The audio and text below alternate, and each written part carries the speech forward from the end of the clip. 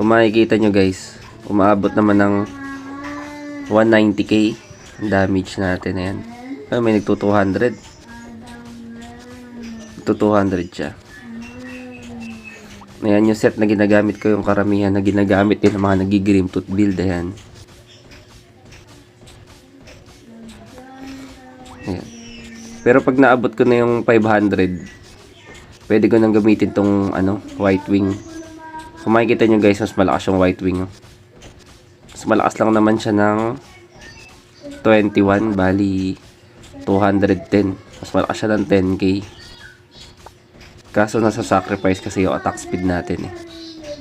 Ayun na, bumaba yung attack speed natin ng ayan, 422.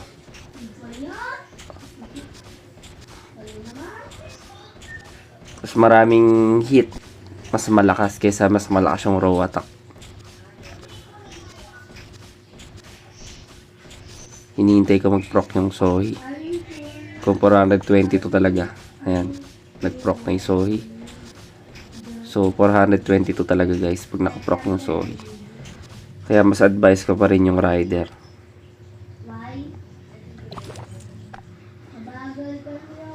Mas goods pa rin yung rider.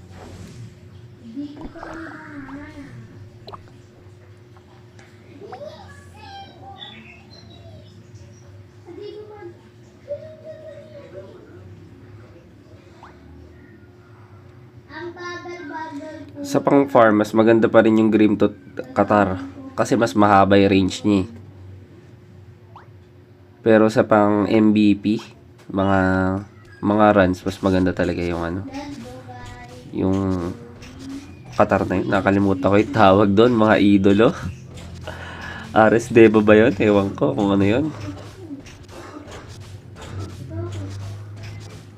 So yan, nagta 21k. I mean 210k. Yan, may 222 pa. 215, 219. Goods na para sa mga F2P. Ayan, so kung trip nyo yung build ko, pwede nyong gayahin. Then, huwag nyong kakalimutan mag-subscribe guys para makita nyo yung progress natin kung ano. Basta ang plano ko dito, isang brooch lang at saka isang ring.